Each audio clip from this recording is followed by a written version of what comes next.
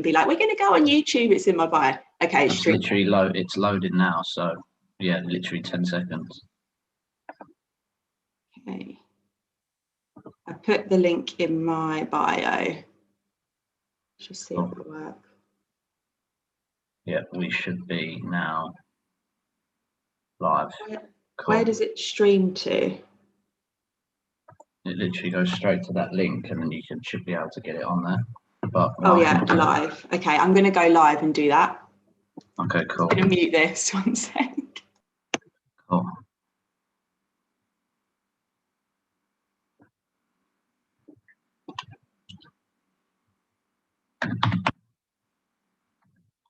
Wait, I'm typing on the wrong key.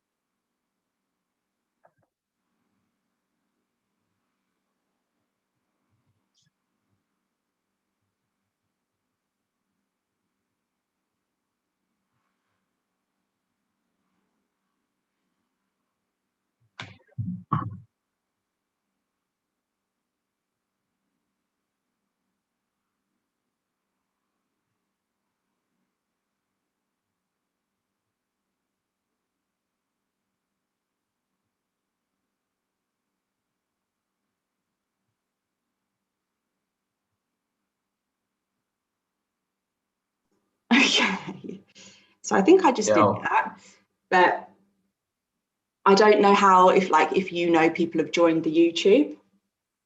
I can see if people are on it or not. So I can't. We got there's 3 people watching now, so I suppose we should crack on. Sorry about that, everybody. Yeah, sorry, gang. That. I think it's probably my fault. I'll take the rap for that one. Not very professional on the old live streams, you know. I'm not. I've never done that before. I've done it a couple of times, but I've not mastered it, obviously. Oh, it's fine. It's fine. Have we got any more joining? Yeah, we've got quite a few now, I think. 6, 7. So we're on it. Cool. Well, yeah, thanks everyone. And sorry about that little technical glitch. Hopefully you've managed to join the YouTube and it's all good. I've written my questions down that I got from my followers. So I don't know, Glenn, if we want to kick off and just firstly, how are you? How's things? What's been going on? I'm all right. Everything's good. I'm on late shift, so I've gone from waking up at 5 to waking up at whatever time because I'm going to bed at like 1 a.m. or something. So yeah, I'm all right, but tired and a bit moody this week, but all good. Dear. That bodes well for our chat. Yeah, yeah. Don't let me get started, eh? Going off on a bit of a rant. Yeah. I thought we'd go right into it because there was one question that someone sent that I think was like a good quick fire kind of opening question. And it was, are you driven by the concept of success or the fear of failure? And I just thought I'd put that to you first because I think there's going to be probably some interesting differences in what we've both got to say for that one. So what do you reckon? Well, I think you can be both, really. For me, like, I think success driven, but I also do have a kind of fear of failing in regards to like sort of letting people down, especially like, you know, since my dad died, I've always sort of said, you know, I want to make him proud, I want to do it for him, kind of thing. So I don't want to sort of let anyone down, but at the same time, I'm sort of driven by I've got to do it for me, you know.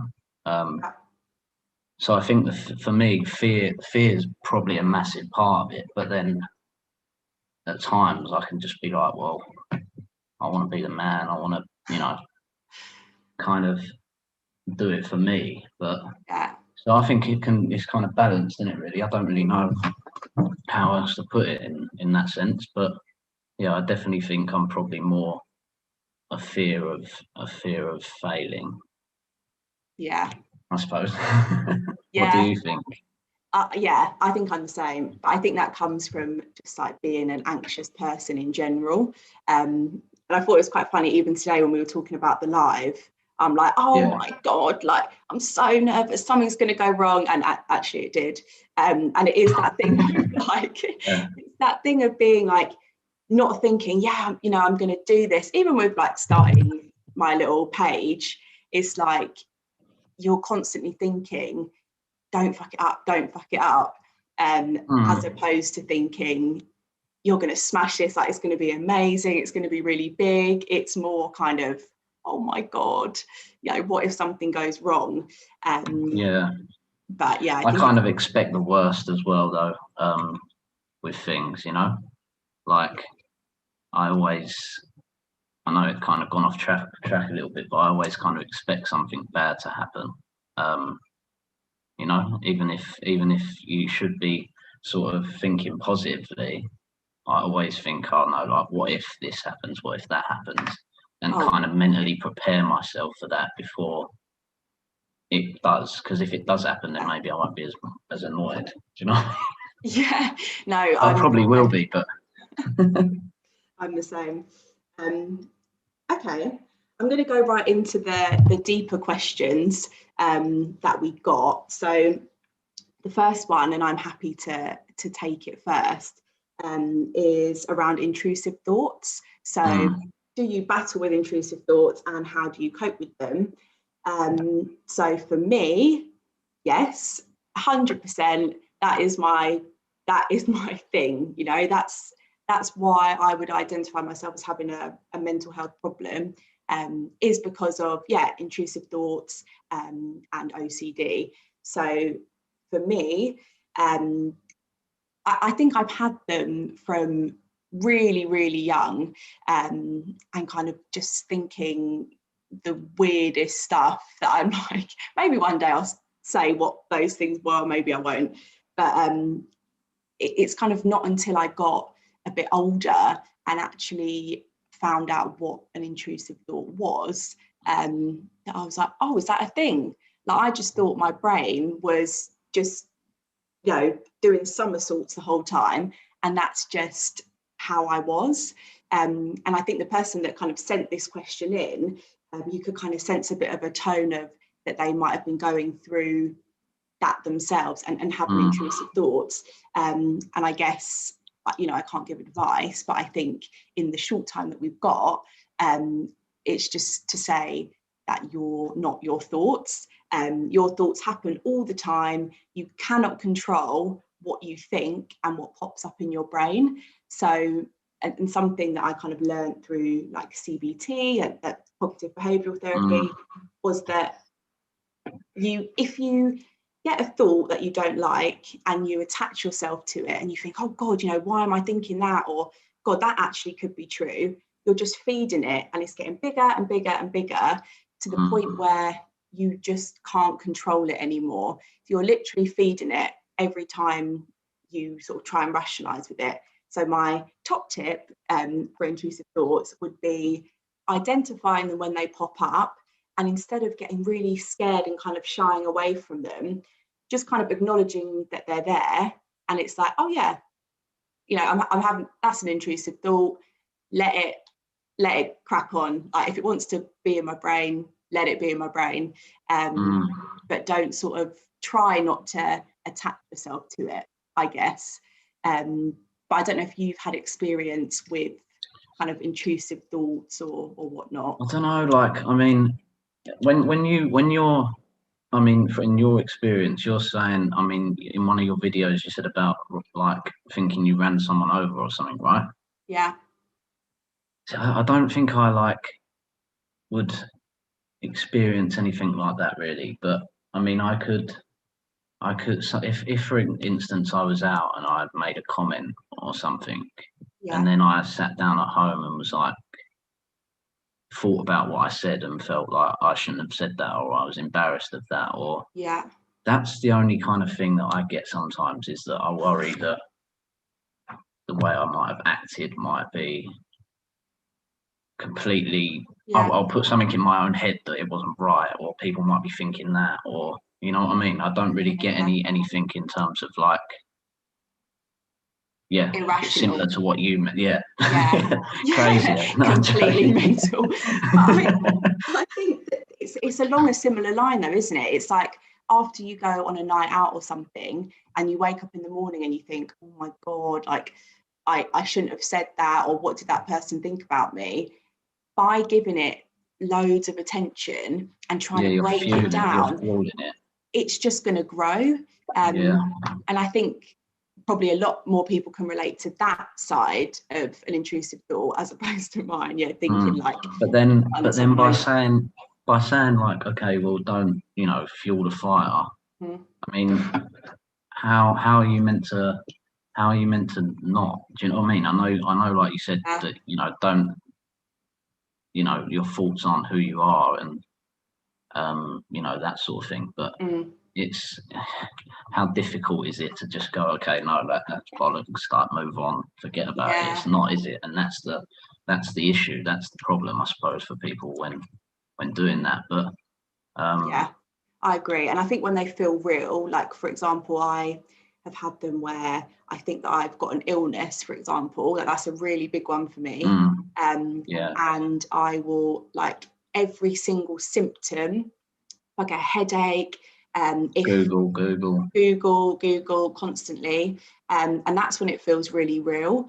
But I think for stuff like that, it is just about like deciding, do I want to live like this anymore because it's fucking miserable, or do I want to like really throw myself into getting better?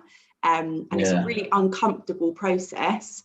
And it, like going to therapy and actually like admitting that something's wrong is really uncomfortable. But when you get out the other side, it's like, oh my God, I didn't know life could be like this. I just thought I was stuck where I was. But actually things can get better. Still ups and downs, but things definitely can, improve, I guess. Yeah, tough one. It is a tough one, especially when people suffer with like going to places, or like going out, or social issues, or whatever it might be. I don't know how you manage that, but I mean, if I don't want to do something or go somewhere, or I'm getting anxious about something, for example, like something with work, or I will dwell on that until it happens. Do you know what I mean? But it's kind of something I dwell on things that haven't even happened yet, or you don't know that's even going to happen. But sometimes also like things, so for example, like driving out here, the roads are mental, right? So, and it's also on the other side of the road, and because I'm blind in this eye, this is like the side you pull onto the road too. Right. So the blind side's like double blind for me, obviously. So I'm like, I don't really want to do it, like, but if I do drive, life would be so much better. I'd like freedom. I ain't got to get cabs everywhere. You know what I mean? So I'm like I told myself a couple of months ago I was going to do the test, like get the driving license, and then do it. But I just keep putting it off and bottling it. But because I just feel like I've got more chance of having a crash than getting from A to B. Do you know what I mean? It's the odds are against me already, because I can't see what I'm doing. So I'm used to it at home because I've just learned to do it. But when you're on the other side, I'm like, so and there is that thing of like, I saw something, I can't remember what the quote was, but it was like, a lot of the trauma that you've been through is things that have never even happened. And it's so true. It's like how you torment yourself in your mind is over things that actually haven't happened. Like I remember, and I'm getting better at this, but every time a holiday is coming up and like everyone's like, yeah, buzzing for the holiday, like blah, blah, blah. And I'm just there like, what if the plane crashes? Like, I can't think about until I'm on the holiday. I'm just there like, yeah, no, really looking forward to it. But the whole way there, I'm thinking, God, like you might die on the way. So don't get excited about this holiday, because something bad might happen.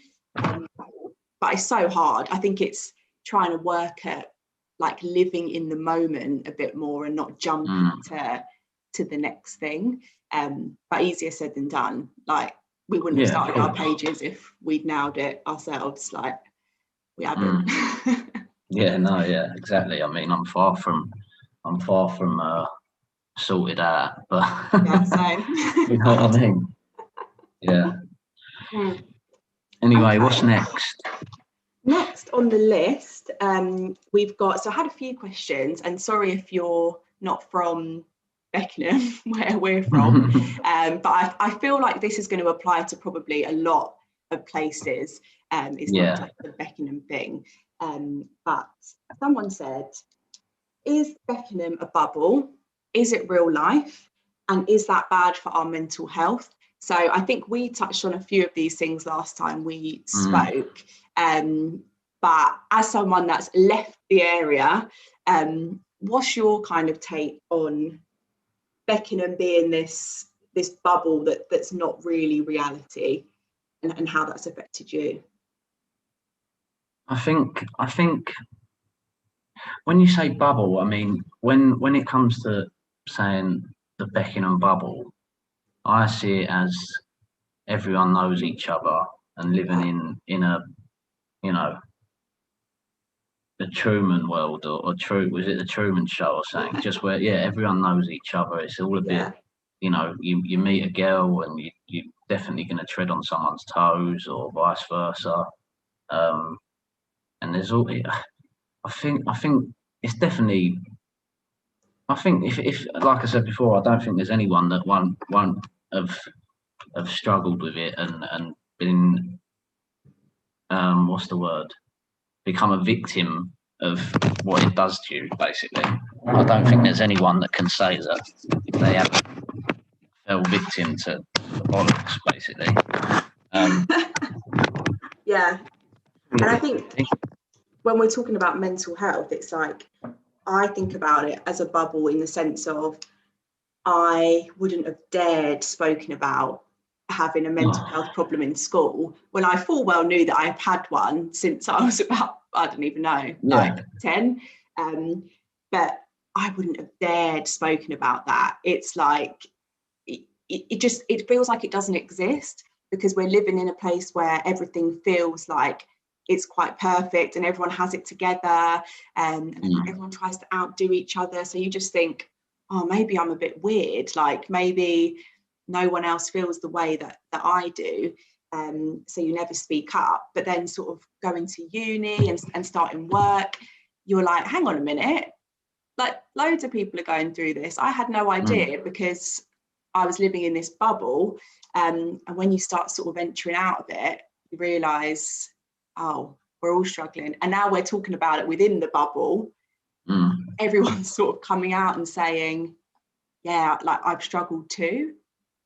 But it is definitely a bubble. Well, it is, and I think you know, you get obsessed with the people that you see out there every week, and you think they're the only people in the world, and they're not. Do you know what I mean? You go to London, you go to Essex, and there's the same wankers, just in a different place. Do you know what I mean? And it's true, isn't it? Like, because that's what, you know, whether that's me, whether that's the next guy, we're all to someone else, we're just another wanker, basically. Sorry, excuse the language, but it's true, isn't it? Because there's always someone that thinks, oh, he's a div, or you know what I mean? You walk into back in the day, you walk into Rascas, if a geezer's got, you know, a good haircut and he's wearing a nice Ralph shirt and a you know, a nice pair of skinny jeans and a pair of Massimo Duttis or Russell and Bromleys, the other guy next to him will look at him and go, no, I don't like him. Why? Because he's a good looking fella, you don't like him, or you know, because he's talking to a few girls or whatever. That's what it would be like, and it's absolute nonsense. Or the other way, looking at him and thinking he's got it together, he's got nothing going on. and comparing yourself and saying, oh, why don't I like him? You know what I mean? Like Harry was saying on the call that we done last week, and how he compared himself to people, or was worried about what people thought of him, and do you know what I mean? And everyone, there's not one person that went out in Beckenham that can say that they weren't like that at some point, because it's true. Yeah. Do you know what I mean? It's true. And I definitely am a sucker for that, 100%. Oh, 100%. I was talking to the girls about it today, actually, saying that a few Beckenham questions had come up. And we were saying every time you go out in Beckenham, you suddenly revert back to being 18 again, and all those insecurities come back. But it's like, if we're all feeling like this, why do we still, as soon as we get to my place, I'm probably too old for my place now, but like as soon as we get there, we revert back to being like, oh God, everyone's looking at me. Like, it must just be imprinted in our brains that that's what it's like. But it's just a competition at the end of the day, and it's, you know, how many rows and all that did we used to see outside, you know, bridge and all that sort of place, for what? Because someone's, you know, talking to a girl that you know or used to be with 5 years ago, or you know, someone looked at you and thought you were a twat, so they wanted a row, or you know what I mean, just some stupid rubbish for nothing really. Like, and I think for me, like when I got away, I was definitely ready to be out of that place, and it definitely got to me too much. I think I definitely fell like into it all and got like obsessed with trying to be someone I weren't really. And I think, like I said, I don't think there's anyone that can't say that they've been in that place where they walked into Rascas and thought they were, you know, Billy Big Bollocks. There ain't one person that can say that they haven't. So, you know, I can hold my hands up and say that I walked in there and thought I was the man, but I weren't. I was just another idiot with a shit job and earning £1,000 a month. Do you know what I mean? So, and some Massimo Duty shoes. Yeah, busted up that I'd had about 4 years with hole in the bottom. Definitely did have hole in the bottom as well.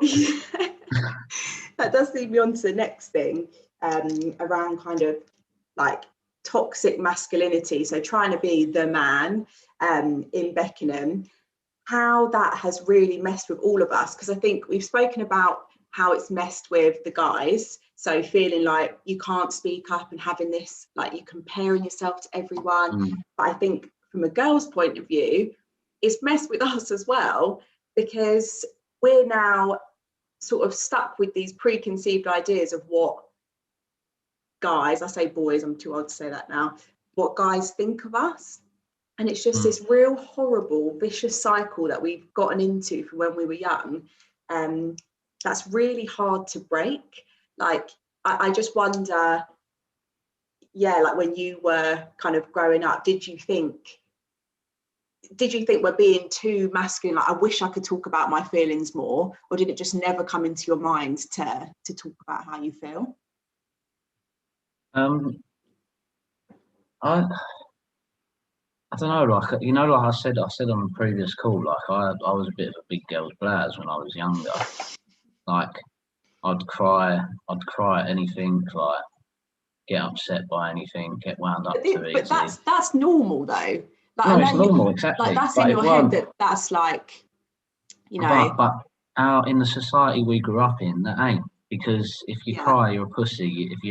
If you you know, look upset about something, you're a pussy. If you don't fight, you're a pussy. If you ain't got a big willy, you're a pussy. Do you know what I mean? Like, I'll put it out there right now. I think I was in year 7 or something, and my towel fell down in the changing room, and everyone went, Glenn's got a little willy, right? So everyone, all the girls know Glenn's got a little willy. I did have a little willy, I still do. That news never got Doesn't to bother me. me. Do you know what I mean? But then I'd get bullied for it. Not bullied, but you know what I mean? Yeah. Then, well, but you can't do anything if you wore the wrong, you know, if you didn't wear a Ralph top and you wore bloody, I don't know, a Ben Sherman one, you'd get ripped. Or if you couldn't do anything. You really couldn't. I actually think it was worse for boys as well, in that sense of like, you had to have like the best stuff, like you had to, and we were kind of living in this world of like, I think where we grew up, it was really like some people seemed to have it all, some people didn't like have anything at all in terms of sort of money and those kind of things that weren't important, but there was a real spread. And I think that it kind of got into people's heads that did have, the Ralph shirts, the Russell and Bromley shoes. It was like, you are better than everyone else. It was just strange. But then like, I think in terms of talking about emotions and stuff, like, you know, after my dad died, that was it. Shut down, didn't speak to no one about nothing. Yeah. And then you become, you know, in my head, I'm rock solid. Nothing can hurt me now. I'm not going to get annoyed by nothing. Do you know what I mean? And then I think like, if I was to go and say to someone, I don't feel, you know, I'm not happy about that. I think you know, I don't know, you've upset me about something, right? You go, shut up, move on, don't worry about it. Yeah. Pussy. Do you know what I mean? That would be the outlook to everyone. And if someone said that to me, I'd say that to them. Do you know what I mean? That's just what it was like. Just, oh, get on with it, mate. Get on with it.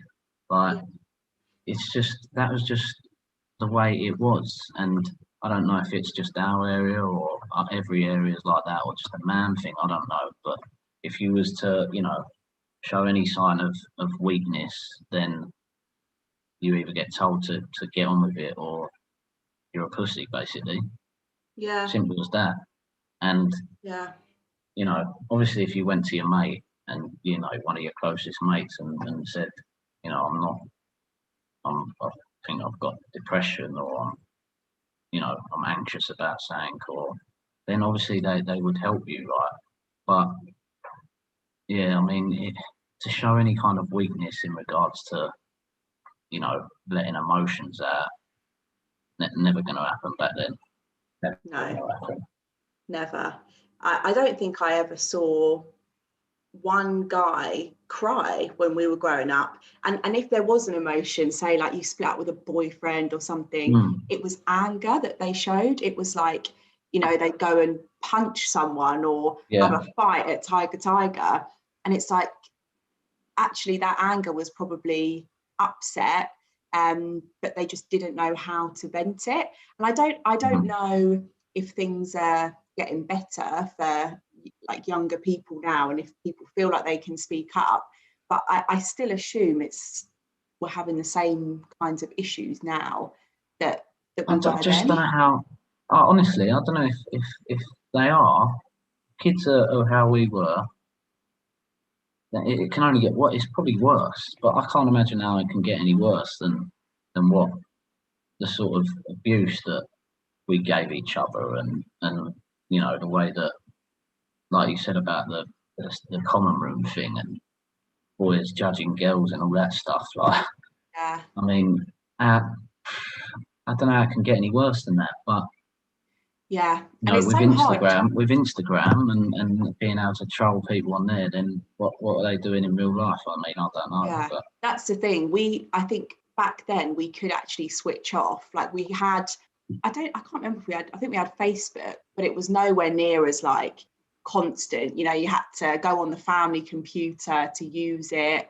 Like my parents were quite strict with like, can't use a computer for long, and we're taking your phone at night time and all stuff like that.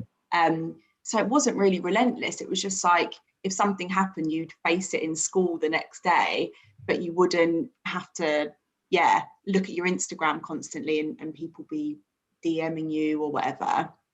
But it's funny what you're saying about there was a point where the boys would rate the girls when they came into the common room kind of out of 10. And it's just thinking like, disgusting boys doing that, like ruining our self-esteem. But I just wonder, it obviously it's terrible, but it's like how they've been conditioned from young, and you're kind of caught up in this bubble, and you just behave like everyone else. Yeah, and I think that's a massive thing, and you follow the crowd kind of thing, and a lot of that especially in Beckenham, is people follow the crowd. People aren't like that. Not everyone's like that. That you know, you walk into a place and you think you're a man. Like, not everyone's like that. It's all an act. It's all a big act, and everyone's acting in Beckenham.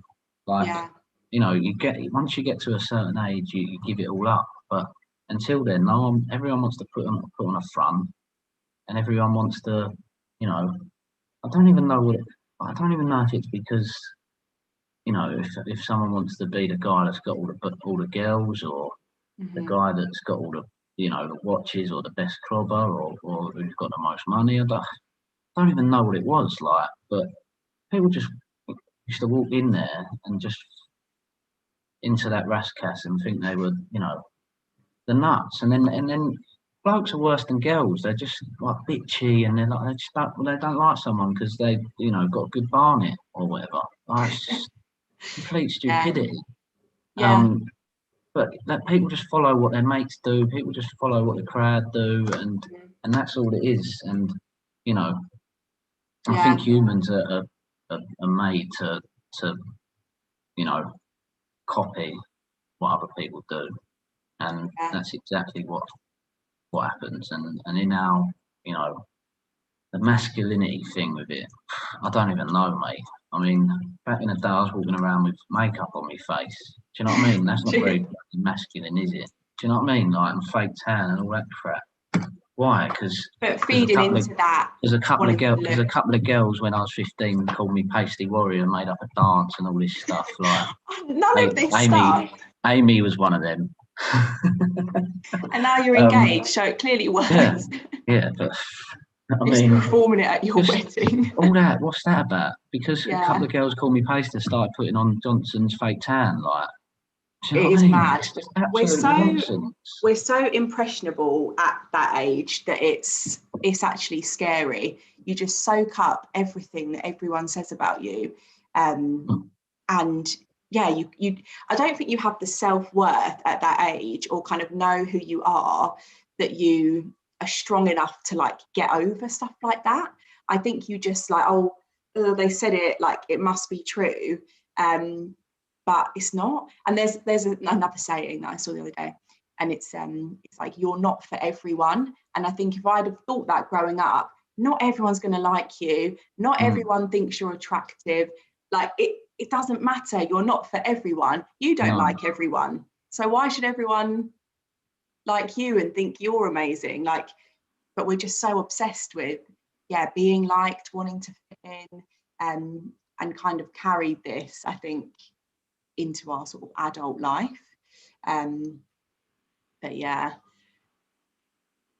I don't know. I mean, it's a very, you know, what is Beckenham? It's like, not posh, is it? But it's a nice area, isn't it? Do you know what I mean? But people either think they're posh because they're in Beckenham, or they're a Cockney in Beckenham. Both twats, really, like on either side. Do you know what I mean? Like, it's one way you've got to look at it. If you think you're posh, you're an idiot, and if you think you're a Cockney geezer, you're an idiot as well. Do you know what I mean? And you can put me in that. I don't care. But that's the fact. Either you're a Cockney div, or you think you're posh. Simple as that. And where's the in between people there? Like, the in between people are probably the all right ones. Yeah, probably very happy. how many of them are there? I don't really know, right? Because we've all tried to be a geezer, the boys. And the girl thing that you mentioned, the whole, you know, everyone wants to think all the girls look the same, Beckenham. Do you think, is that a thing? I mean, I think there's just a thing around just girls in general at the moment. Back in the day, I mean, like, they'd all wear the same clothes. But how many girls you see wearing the same dress and all that stuff? Oh, me and my friends, and we had the same fringe that we used to comb over from all like over the other side. But it is that thing of fitting in. If your friend's got whatever clothes or whatever hair, like, I want that. I want to do that. I want to be like them. Like, they're getting compliments. But to be fair, I'm only like in the past year actually starting to like be quite comfortable in myself. It takes a really long time to get out of that mindset and actually see that you're all right and you don't have to be the same as everyone else. I mean, I sent a picture of the boys the other day, well, a couple of weeks ago, in me combat shorts. I said to them, you know you're old and 30 and you don't really care anymore when you've got dad combat shorts on with Air Force Ones, right? That's when you know. Not even tied up, Air Force Ones, just absolute, there for comfort kind of thing now. And you just think that's a nice feeling, like when you finally hit that point. Like even coming on today, I was like, do I put makeup on or do I do my skin for bed because it's late? And I thought, do your skin for bed. But a year ago, oh my God, if you'd have said like go on a video, well, go on a live,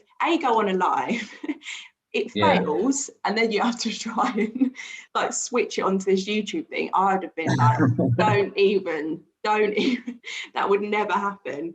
Maybe it's lockdown, maybe it's not having to face people who got a bit comfortable. I just think, like I said, like the first video, the first live call, it's daunting, and you think, what are people gonna think? No. And again, there's not one person that hasn't cared what people think in the bubble we live in. They all do. And I don't care what people say. If they say, no, I don't care about what people think, whatever, bollocks. Absolute rubbish, mate. Because the reason we're all like this, and the reason you walk into Rascas and do all that stuff, is because you care too much about what people think. And that's the facts. There's no getting, there's no getting around that. But as I was saying, like, you do one call and you think, I'm not bothered anymore what people think. You do it. That's it then. Just come out and told everyone about me private parts. Do you know what I mean? Like, I care. Being a pasty warrior. No one's going to sit in bed and go, oh, Glenn's got, Corey, you heard about Glenn?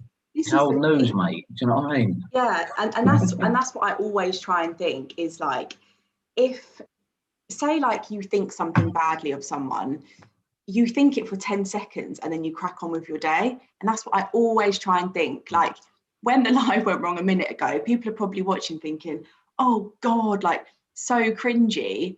But then they're going to get on with their day because they've got other stuff to be doing. And it's like, if you try and keep that mindset that no one cares about you as much as you, then you can. No one cares. Yeah. No one cares. Do you know what I mean? Like, at the end of the day, you're just another person. Like, that's it. No one, someone might think about it for, like you say, for 10 seconds and they don't care. Do you know what I mean?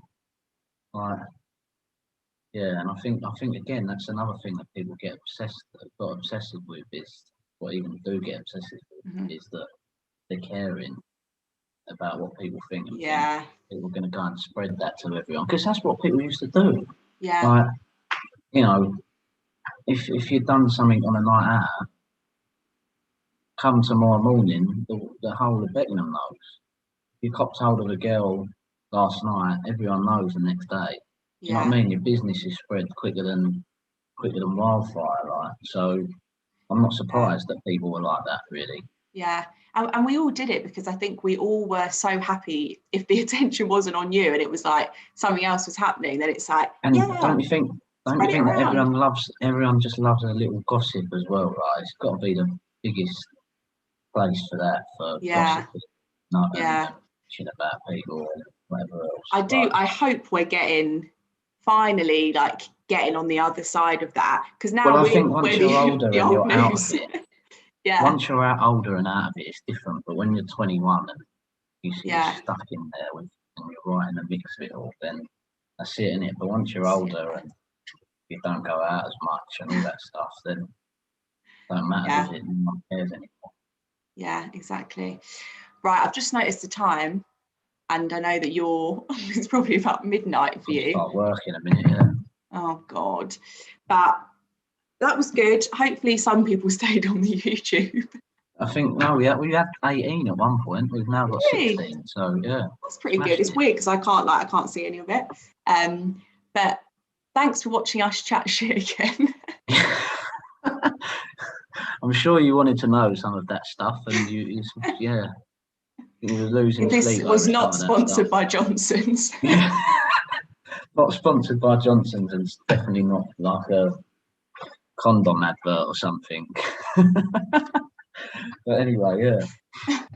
I hope that we've helped some people, and and we've given you a bit of a laugh at the same time, because that's all we're trying to do, really, isn't it? So yeah, exactly. Start talking about it with your friends and kind of talk about how you feel, because from doing the page, I can tell you we all feel the same. So many people are saying that they feel like this, so there's got to be something in it. Being open is best. Yeah, I think, well, if anyone wants to talk any more about this stuff, just drop us a line, either to you obviously, or to Men of the Hill, or to me directly, whatever. I've been talking to quite a few people this month, so I'm happy to speak to anyone that wants to chat. Obviously, I'm not a professional, but I can talk nonsense with you. So same. Yeah, I think I'm sure someone with the intrusive thought stuff, there'll be a few people that can relate to that.